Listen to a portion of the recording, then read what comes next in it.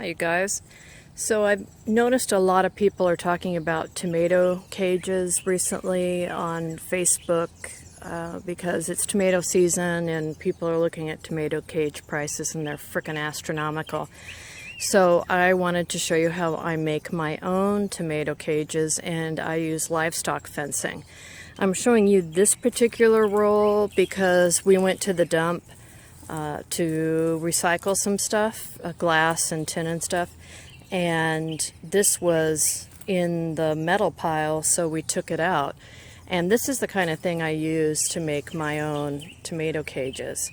So I'll find the end of the roll, and then, well, this is about 4 feet high, so just keep that in mind. I find the end of the roll or wherever I want to cut, and I will take a tin snips or a wire snips and cut there,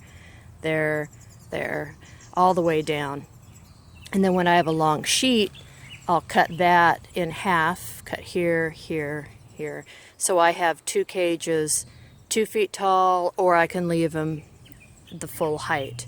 But remember when I said I cut here, that leaves this whole piece open and pokey.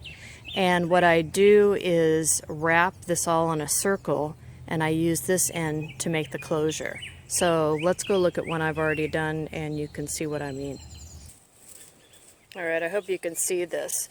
So let's pretend that this is a 4 foot panel. And what I've done is, if I roll this flat and then make all my cuts and then rolled it into a cylinder, a circle, I get something like this.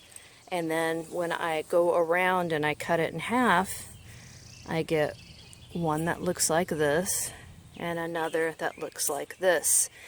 And when I trim them, I trim, I think you can see that, yeah, right here on this area, which leaves these stake-like things, and those go into the ground.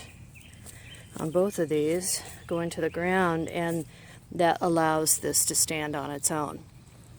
So the ends that I clipped vertically, I just wrap around itself to make the circle.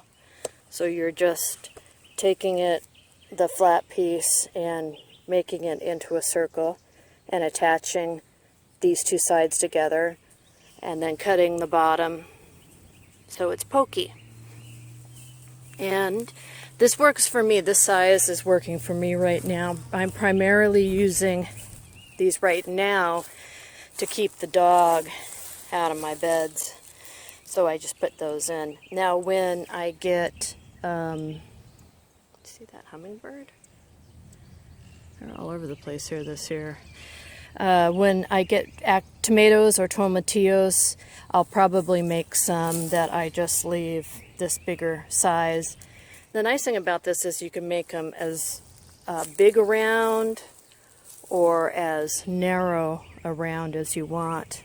So here's an example of one that's come undone. So let's take a peek at this. This will be one we can do together. I'm going to try to find some shade here. Alright, give me a second and I'll unroll it. Okay, so if we pretend this is a flat piece that we cut off that fence, we roll it together like this, and then we just take these ends and attach. It's nice to be able to use like a needle nose pliers for this, or you can, if your hands are rough like mine are from doing this so much, you can just use your hands. So you can make a loop, you can put them crosswise over each other, but this is how you can make your own tomato cages for very inexpensive. Like I said, I found my last batch of wire, so that makes it out-of-pocket cost free. However, my time, I guess my time is worth something, but in order for me to save money, that's a pretty easy way to do it. Tomato cages right now are upwards of $10 out where I live. It's all about this food shortage thing, everybody's freaking out. So I do have some of these old cages, these old style ones, They rust, they break. I don't like them because they just don't have that many areas to attach. And the legs always bend a little bit when you put them in the ground, so I'm done with those. I'm just going to stick to making my own. So anyway, there you have it. How to make a tomato cage on your own. And here's my spinach that we planted together. It's coming up great. The kale we planted, we'll see how that goes. The beets we planted, they're sparse, but the soil is not even quite 60 degrees yet. It's hanging around 58, 60, and so that's having problems coming up. But the radishes we put in, whew, they're doing great too. So anyway, make yourself a tomato cage today. It's pretty easy. And if you need to get the fencing itself and you want to buy it new, any feed and farm store will have it. Out where I live, it's Wilco. Even like Lowe's or Home Depot might have it, though I'm not positive. So there you go. Thanks for watching.